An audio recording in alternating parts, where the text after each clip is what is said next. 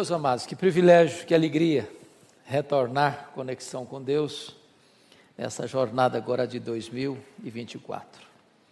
Eu convido já você para abrir sua Bíblia comigo, por gentileza, no livro de Josué, no capítulo 1. E nós faremos a leitura dos versos 1 ao verso 9. Josué capítulo 1, versos de 1 a 9.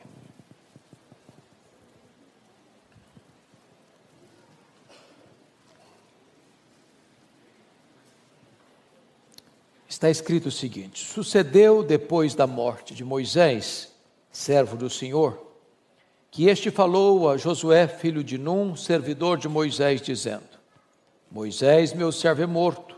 Dispõe-te agora, passa este Jordão, tu e todo este povo, à terra que eu dou aos filhos de Israel. Todo lugar que pisar a planta do vosso pé, vou-lo tenho dado, como eu prometi a Moisés. Desde o deserto e o Líbano até o grande rio, o rio Eufrates, toda a terra dos heteus, e até o mar grande, o mar Mediterrâneo, para o poente do sol, será o vosso termo. Ninguém te poderá resistir todos os dias da tua vida. Como fui com Moisés, assim serei contigo. Não te deixarei, nem te desampararei. Sê forte e corajoso, porque tu farás este povo herdar a terra que sob juramento prometi dar a seus pais. Tão somente sê forte e muito corajoso, para teres o cuidado de fazer segundo toda a lei que meu servo Moisés te ordenou. Dela não te desvies, nem para a direita, nem para a esquerda, para que sejas bem-sucedido por onde quer que andares. Não cesses de falar deste livro da lei. Antes medita nele dia e noite, para que tenhas cuidado de fazer segundo tudo quanto nele está escrito. Então farás prosperar o teu caminho e serás bem-sucedido. Não te mandei eu? Sê forte e corajoso. Não temas, nem te espantes, porque o Senhor teu Deus é contigo, por onde quer que andares. O nosso tema nesta noite é: agora é com você. Agora é com você. Deus disse a Abraão para sair da sua terra, da Mesopotâmia, terra idólatra, para ir para um lugar que ele ainda não conhecia. E Deus prometeu fazer dele uma grande bênção, e por meio dele abençoar todas as nações da terra. Prometeu uma terra para ele. Lá em Gênesis 15, Deus aparece novamente para Abraão e disse: Abraão, a terra que eu vou dar para vocês, ela não vai ser possuída agora não. Vocês vão passar por algumas experiências primeiro. A sua descendência vai ficar escrava no Egito por 400 anos. E eu não vou dar a terra agora, porque a medida dos amorreus não chegou ainda. A hora que o cálice da minha ira transbordar sobre aquele povo, por aqueles povos que estão lá, vai ser a hora de tomar a terra. Mas por enquanto vocês vão ser escravos, 400 anos. E por intermédio do bisneto de Abraão, José, esta família vai para o Egito, 70 pessoas. Depois de 400 anos, saem de lá, por obra sobrenatural da providência divina. A Bíblia diz 600 mil homens, fora mulheres e crianças, em torno de 2 milhões de pessoas. Esta agora aqui não é mais uma família, é uma nação peregrina, recém-liberta da escravidão, cruza o deserto, atravessa o deserto inóspito, perigoso, cheio de tantos riscos, de tantos perigos, de tantas carências, 40 anos. Peregrinação amarga, difícil, porque o povo foi muito rebelde a Deus, e por causa da incredulidade, esses 2 milhões de pessoas aproximadamente, toda essa geração morreu no deserto, exceto 2 pessoas, Josué e Caleb. É por isso que você tem um livro de Deuteronômio, que é uma repetição da lei. Repetição para quem? para aquela geração que não saíra do Egito, que nascera no deserto e que entraria na terra prometida. Deus leva Moisés até o Monte Pisga, até o alto do Monte Nebo, defronte de Jericó. Mostra para ele a amplitude da terra. E disse: estou mostrando a terra, você não vai entrar. E então Moisés morre, com 120 anos, sem escurecer os olhos, com todo vigor. E é nessa conjuntura que Deus chega para o jovem Josué, que acompanhara Moisés nessa trajetória. Agora, meu servo Moisés é morto. Agora é contigo. Agora é com você.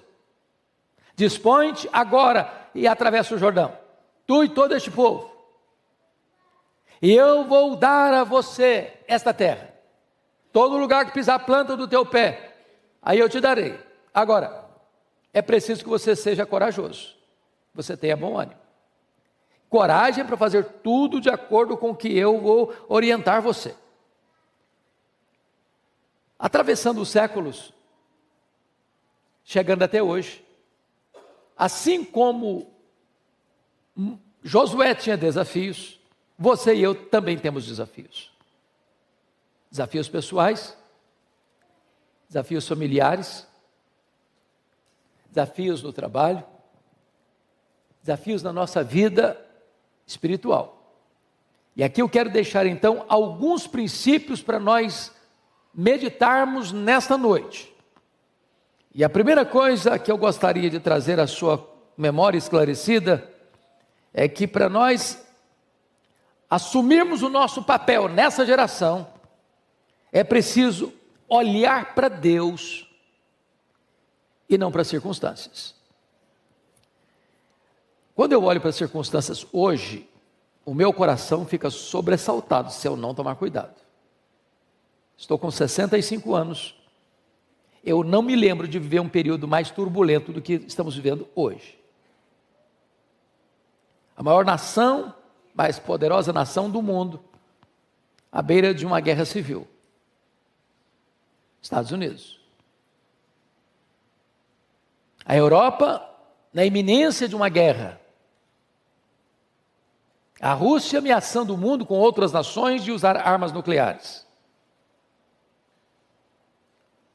O Oriente Médio é um barril de pólvoras. Se não houvesse essa grande crise militar no mundo, há uma crise moral gravíssima. Assodadamente as pessoas estão mergulhadas numa grande crise. Para todo lado que você olha, a carranca da crise está aí. Mas Deus não chamou você para olhar as circunstâncias. Deus chamou você para olhar para Ele. Ele está no controle, Ele tem o controle de todas as coisas. Então eu gostaria que você observasse comigo algumas coisas. Tem hora que parece que a situação é irremediável. Quando diz que Moisés é morto, Moisés era não apenas um homem, era um ícone da sua geração. Ele era o líder, ele era o libertador, ele era o legislador, ele era o intercessor, e quando ele morre, há um vácuo de liderança, há um vazio de liderança. Não se encontrava, obviamente, nenhuma pessoa com o perfil de Moisés, com quem Deus falava face a face. O homem mais manso da terra, mas ao mesmo tempo de pulso forte. Um homem que é capaz de liderar 2 milhões de pessoas num deserto. Mas eu gostaria de dizer para você que Deus sepulta os líderes e a obra continua. Porque os nossos olhos não estão nos grandes líderes, os nossos olhos estão no Deus Todo-Poderoso. A obra de Deus vai avançar, a despeito das crises que porventura possam existir e nos atingir. Veja você que o fato de Moisés estar morto não abala o trono de Deus, não abala a agenda de Deus, não abala o propósito de Deus. O plano de Deus não é de forma nenhuma alterado em virtude disso. Então eu quero encorajar você a olhar para Deus. Porque foi pelo fato de os 10 espias incrédulos tirarem os olhos de Deus para colocá-los nas circunstâncias, tem cidades fortes, tem gigantes, tem perigos, é que o povo morreu no deserto, por incredulidade. Foi porque Pedro olhou para a fúria das ondas, é que ele naufragou. Foi porque os soldados de Saul olharam para o tamanho de Golias, é que eles se acovardaram. Agora note isso. A nossa vitória não é resultado, irmãos, nem da nossa força, nem da nossa estratégia, nem da nossa experiência. A nossa vitória vem de Deus. Talvez você seja jovem, não interessa. A sua vida está nas mãos de Deus. Ele pode fazer da sua juventude alguma coisa extraordinária.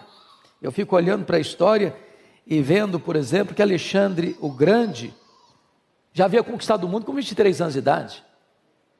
Eu fico olhando, por exemplo, Mozart, que já havia sido consagrado como grande gênio da música mundial na sua juventude. Eu fico olhando Colombo, que já tinha feito seus planos para entrar na Índia aos 28 anos de idade. Lutero iniciou a reforma com 38 anos de idade.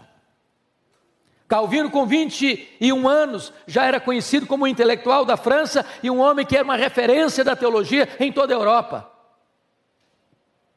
Joana d'Arc fez todos os seus trabalhos e terminou sua missão na fogueira com 19 anos de idade. Billy Graham, aos 40 anos, pregava para o mundo inteiro. Então não é a sua idade, não é a sua experiência, é Deus. Tira os olhos das circunstâncias e olhe para Deus. Agora veja você no verso 2. Moisés, meu servo, é morto, dispõe-te agora. Em outras palavras, a nova geração precisa assumir o seu papel. Os líderes de cabelinhos brancos, os mourões, estão sendo levados e serão levados. Nós estamos numa corrida de revezamento. É preciso que os jovens peguem o bastão.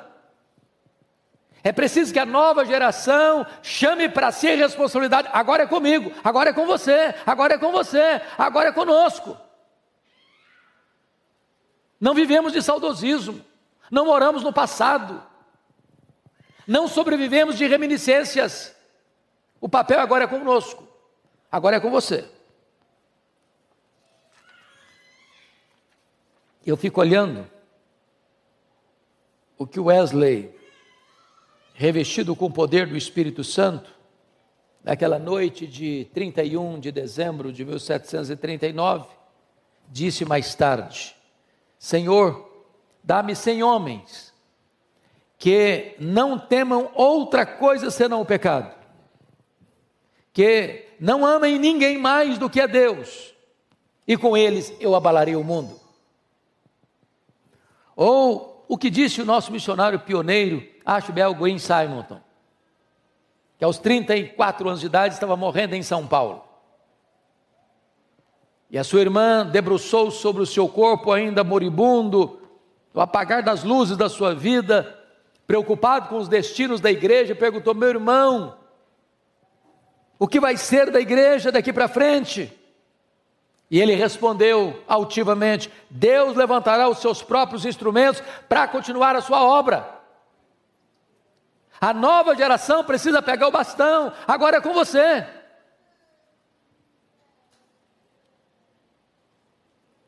Então, veja por gentileza, que no verso 3 e 4, Deus vai dar para Josué o mapa, a geografia da terra que ele haveria de conquistar. Ele precisava saber qual era a sua missão. Em primeiro lugar, nossa missão, meus irmãos, conforme o versículo 2, é sair do deserto e entrar na terra prometida, passar o Jordão. Deserto é sinal de privação, de perigo e do mundo. O Jordão está entre o deserto e a terra prometida. O Jordão era uma barreira humanamente intransponível, não tinha pontes, não tinha canoas, não tinha botes. Atravessar o Jordão com a multidão, crianças e velhos e povo e animais, era um grande desafio. É preciso atravessar o seu Jordão. Estamos começando 2024 e é preciso que você pense qual é o seu Jordão, qual é a sua barreira, qual é o seu limite, o que é que impede você de avançar, o que é que impede você de pisar na sua terra prometida. É preciso atravessar o seu Jordão. Essa é a sua missão. Pode parecer impossível? Pode. Por você mesmo você consegue? Não. Mas os seus olhos não estão nas circunstâncias, seus olhos estão em Deus.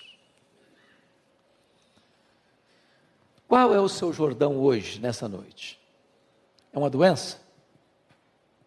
É um problema no casamento? É um relacionamento complicado com os filhos?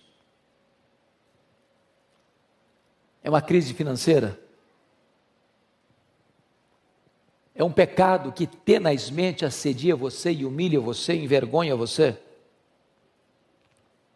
Hoje Deus quer dar para você vitória e você vai ultrapassar essa fronteira, em nome de Jesus. O que Deus está dizendo para Josué é o seguinte: eu já delimitei a terra, já estabeleci os limites da terra, cabe a você agora entrar e conquistar, entrar e possuir. Quando você lê o livro de Josué, normalmente lá no capítulo 13, versículo 1, está escrito assim: era Josué, porém, já idoso, entrado em dias, e disse-lhe o Senhor: já estás velho, entrado em dias, e ainda muitíssima terra ficou para se possuir. Ele não possuiu o que Deus havia dado para ele.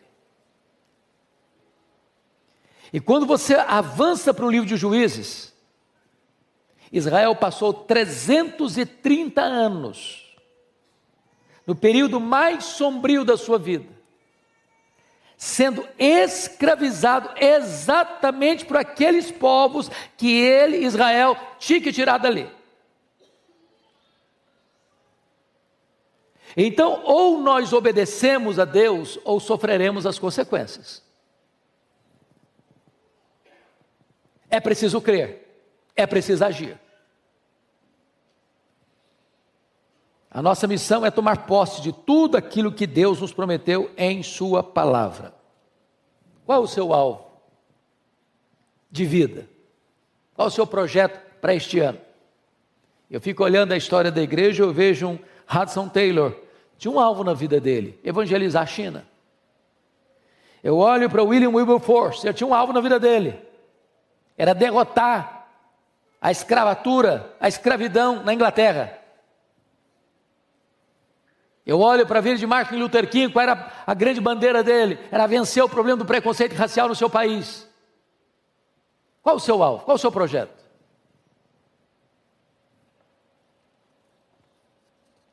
Precisamos andar dentro da vontade de Deus, não olhar para circunstâncias, olhar para Deus. Mas há uma segunda coisa nesse texto que eu gostaria de destacar. Agora é com você. Então, você precisa tirar os olhos dos inimigos e colocar os olhos nas promessas de Deus. Você acredita que tem inimigos por aí? Visíveis e invisíveis? Então, dá uma olhadinha comigo no versículo 5. Vamos dar uma lida assim, bem eloquente, bem bonita, todos nós em conjunto. Versículo 5, todos juntos. Vamos? Ninguém te poderá resistir todos os dias da tua vida. Como fui com Moisés, assim serei contigo. Não te deixarei, nem te desampararei. Quem é que não vai poder resistir o Josué? Ninguém. Quem é ninguém? Ninguém. Pronto. Grande, pequeno, feio, bonito, poderoso, fraco, não interessa. Ninguém. Então, a primeira coisa que eu preciso entender é que a nossa vitória vem de quê? Da nossa força? Da nossa capacidade? Da nossa inteligência? Da nossa estratégia? da nossa família, da nossa igreja, da nossa denominação? De onde vem a nossa vitória? Vem de Deus. Vem de Deus. Quanto Deus pode? Tudo quanto Ele quer. É Deus quem está prometendo isso. Ninguém te poderá resistir todos os dias da tua vida. Há condições para isso? E nós vamos ver daqui a pouquinho que condições são essas.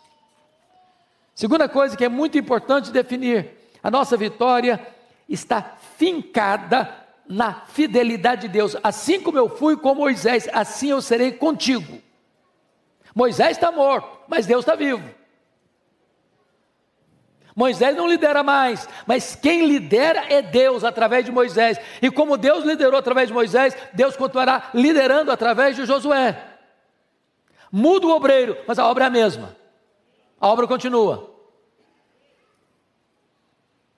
A nossa vitória, em terceiro lugar, é garantida a nós pela presença de Deus. Assim como eu fui com Moisés, eu também serei contigo. Deus está conosco. A presença de Deus é a nossa garantia de vitória. Mas o último ponto que eu gostaria de destacar nesse texto, agora é com você. Então você tem que tirar os seus olhos das circunstâncias e colocar os seus olhos em Deus. Agora é com você. Então você tira os seus olhos dos inimigos e coloca os seus olhos nas promessas de Deus. Mas em terceiro lugar, agora é com você. Então, tira os seus olhos dos seus próprios sentimentos e coloque os seus olhos na palavra de Deus. Se eu for olhar os meus sentimentos, eu vou bambear, fraquejar. Mas se eu for governado pela palavra de Deus, eu vou avançar. Os nossos sentimentos oscilam, não oscilam? Tem dia que você está bem, tem dia que você está mal, tem dia que você está animado, tem dia que você está desanimado, tem dia que você está doente, tem dia que está com saúde, tem dia que você está com vontade de matar um leão, tem dia que você está querendo fugir do leão. Então, seus sentimentos são uma gangorra, é um zigue-zague. Você não pode depender deles. Então, note você que a partir do versículo 6 a 9, há uma ênfase no texto, que é a questão do ânimo. E você vai notar aí que Deus é contra o desânimo, porque num texto tão curto quanto esse, 3 vezes Deus fala para Josué. Versículo 6, ser forte e corajoso. Versículo de número 7, então somente ser forte e corajoso. Versículo 9, não te mandei eu ser forte e corajoso. Eu acho isso impressionante, porque Deus não desperdiça palavras. Quando Deus está hiper enfatizando, é porque Ele sabe que, não só o Josué, eu fico imaginando, ficar na pele do Josué, ou gente substituir um cara igual Moisés, não é brincadeira. Você já imaginou isso? Não é brincadeira.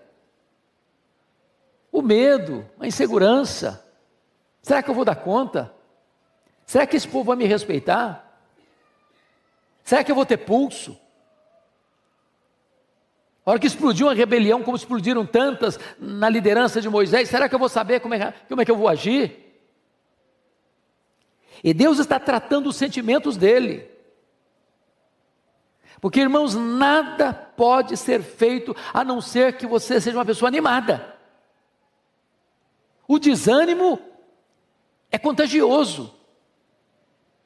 Uma pessoa desanimada é uma tragédia no grupo. Haja vista os 10 espias de Israel que insuflaram toda a nação. E Deus ficou tão irado com aqueles 10 espias que disse: agora a nação inteira vai morrer. Ninguém vai entrar, exceto os 2 espias que acreditaram. Quando eu olho a Bíblia, eu vejo que o nosso Deus, ele é contra o desânimo. Contra, porque quando você está desanimado, você não vai caminhar. Tem gente desanimada, sabia? Desanimada com a vida, desanimada com os estudos, desanimada com o trabalho, desanimada com a igreja, desanimada com a família, desanimada com tudo. Deixa eu dar 2 exemplos para vocês. Há pessoas que são desanimadas por causa, às vezes, de um problema físico. Você vê quando Jesus curou aquela mulher hemorrágica, tinha 12 anos lidando com um problema de saúde, e não melhorava, ia no médico, gastava dinheiro com consulta, com exames, e etc e tal, e nada resolvia. Aí quando ela ficou curada, sabe qual foi a primeira palavra de Jesus para ela? Filha, tem de bom ânimo. Ué, mas ela está curada já. É que aquela mulher já estava com um cacuete de desanimada. Tem gente que já acostumou com o desânimo. Tem gente, meus irmãos, que precisa ser curado do desânimo antes até da cura física. Aquele paralítico foi levado pelos 4 amigos, destelharam a casa, desceram o camarada, e quando chegou, Jesus disse assim para ele: tem de bom ânimo.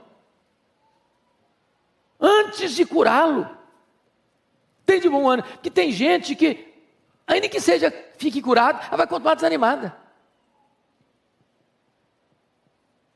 Então Deus repete, tem bom ânimo, ser corajoso, tem bom ânimo, ser corajoso, avante, cara, levanta a cabeça, aprume, é com você agora.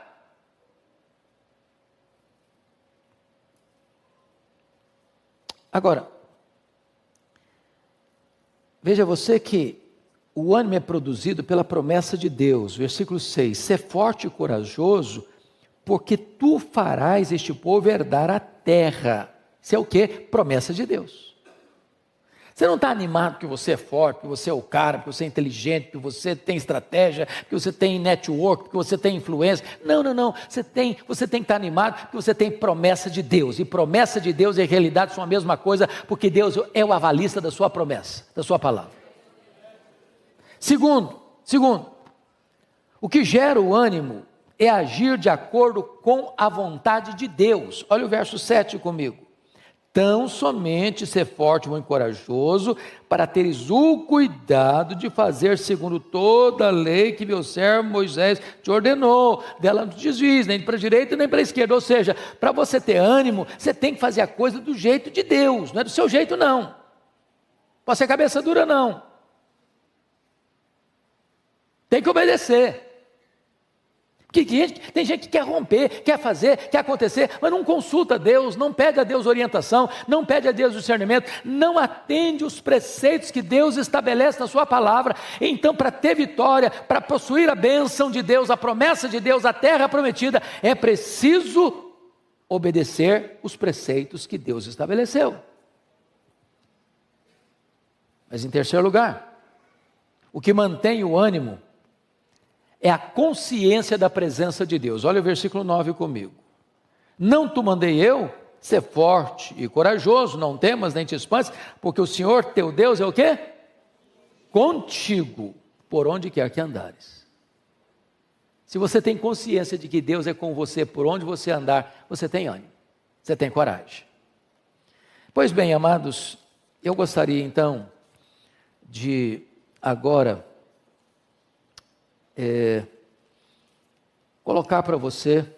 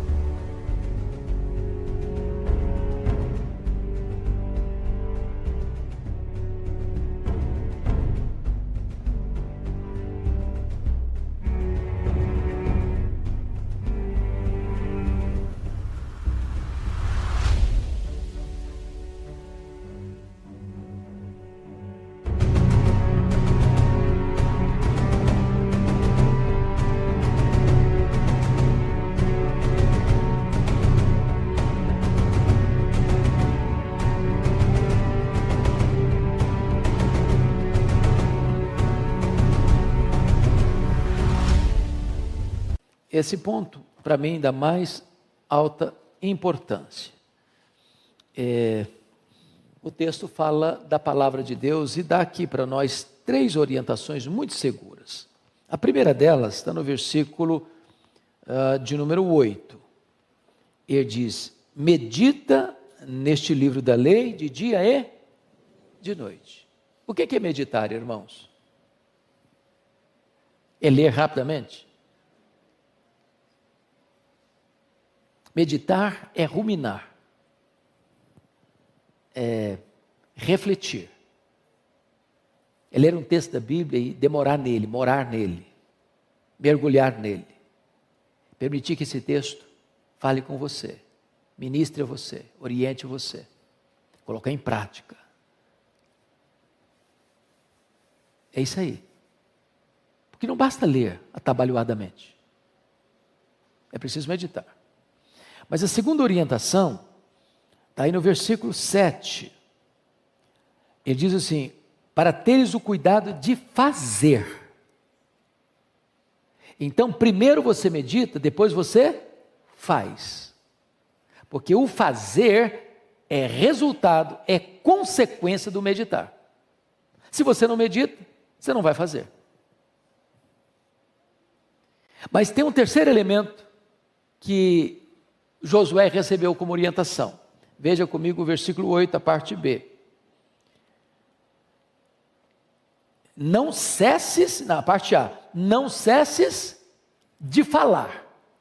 Então, vamos, os 3 verbos de progressão: medita, faz, fale. Porque tem gente que medita e guarda. Não compartilha. Quando Paulo está escrevendo a sua segunda carta a Timóteo, ele dá 4 orientações para Timóteo. Timóteo, guarda o bom depósito, guarda o Evangelho. Timóteo, sofre pelo Evangelho. Timóteo, permanece no Evangelho. Timóteo, prega o Evangelho. Ou seja, aquilo que você medita, aquilo que você pratica, precisa ser proclamado, anunciado. A palavra de Deus precisa ser anunciada. Então, agora é com você. Agora é com você. E para você ultrapassar o seu Jordão e tomar posse da terra prometida, você precisa tirar os olhos das circunstâncias e colocar os seus olhos em Deus. Você precisa tirar os seus olhos dos inimigos e colocar os seus olhos nas promessas de Deus. Você precisa tirar os seus olhos dos seus sentimentos e colocar os seus olhos na palavra de Deus, para meditar nela, para praticá-la e para proclamá-la no poder do Espírito Santo. Que Deus os abençoe, meus amados. Amém.